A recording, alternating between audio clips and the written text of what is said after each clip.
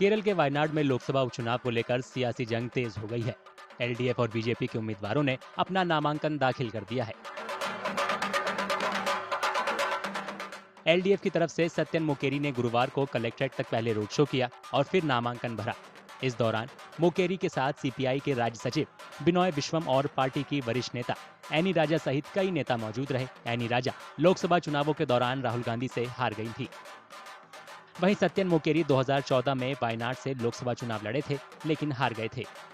कोझिकोड जिले की नादापुरम विधानसभा सीट के पूर्व विधायक सत्यन मोकेरे को कृषि क्षेत्र से जुड़ी समस्याओं को दूर करने के लिए जाना जाता है। मोकेरी ने जिस वक्त अपना नामांकन भरा, उस दौरान उनके साथ एलडीएफ के संयोजक टीपी रामकृष्ण भी मौजूद रहे। सत्यन मोकेरी ने कांग्रेस से सवाल पूछा कि इस बार पार्टी की चुनावी पिच का आधार क्या होगा। തെരഞ്ഞെടുപ്പ് അതായത് രാഹുൽ ഗാന്ധി മത്സരിച്ച തെരഞ്ഞെടുപ്പിൽ ഭൂരിപക്ഷം 3 ലക്ഷത്തിലും കിട്ടിയിട്ടുണ്ട്, ശരിയാണ്. അതുമാത്രമല്ല, വയനാട് പാർലമെന്റ് നിയോജക മണ്ഡലത്തിലെ രാഷ്ട്രീയ സ്ഥിതി വെച്ചുവെച്ചാണ് 2014 ഇവിടെ ലോക്സഭാ തെരഞ്ഞെടുപ്പ് നടന്നു. ഞാൻ അന്ന് മത്സരിച്ചു. അന്ന് എൽഡിഎഫിന് കിട്ടിയ വോട്ട് കുറവ് 20,000-ന്റെ അത്രയേ ഉള്ളൂ മാർജിൻ. അതാണ് ഈ മണ്ഡലത്തിന്റെ പൊളിറ്റിക്കലായ ഒരു ബേസ് എന്ന് പറയുന്നത്. അതിനുശേഷം വന്നത് പ്രൈം മിനിസ്റ്റർ കാൻഡിഡേറ്റ് മഹാനായ നെഹ്റുവിൻ്റെ പാരമ്പര്യം. ഇതൊക്കെ പറഞ്ഞ് ജനങ്ങളെ ഒരു പ്രത്യേക മാനസികാവസ്ഥയിലേക്ക് കൊണ്ടുവന്ന് അങ്ങനെയാണ് വോട്ട് സമാഹരിച്ചത്. ഒരു പ്രധാനമന്ത്രി ലഭിക്കുന്നു എന്നൊരു ഫീലിംഗ്, അങ്ങനെയാണ് ക്യാമ്പയിൻ നടത്തിയത്.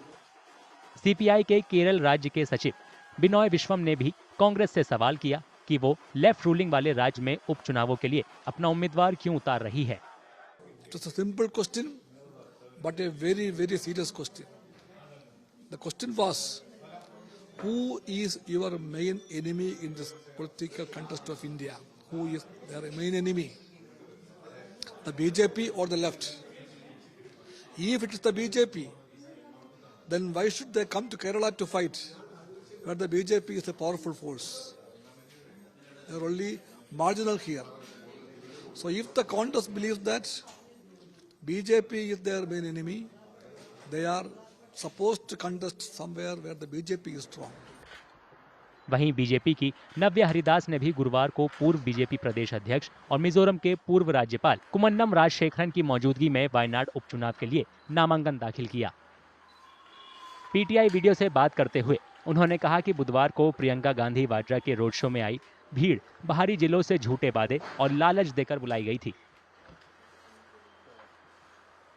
There was a huge roadshow yesterday, but we could see that in that roadshow the contribution of Wayanad was very little.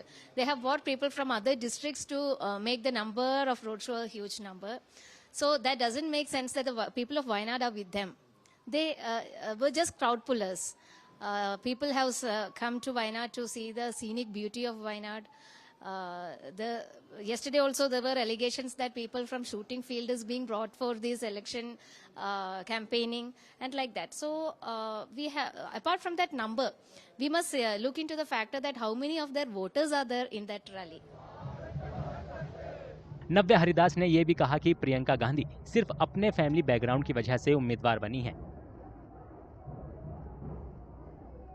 She could boast only about the family backgrounds, her grandmother, father, mother, brother.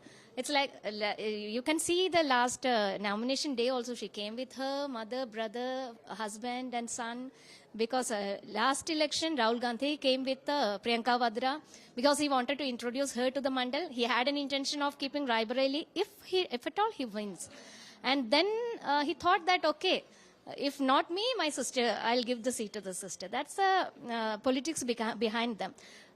Now they have come with her husband and son because they want to introduce them to the people of Wayanad. And if at all she wants to go from this mandal again, then some of them would be competing from there. Rahul Gandhi के Raebareli Lok Sabha seat को रखने और Wayanad Lok Sabha seat को छोड़ने के बाद यहां पर उपचुनाव हो रहा है।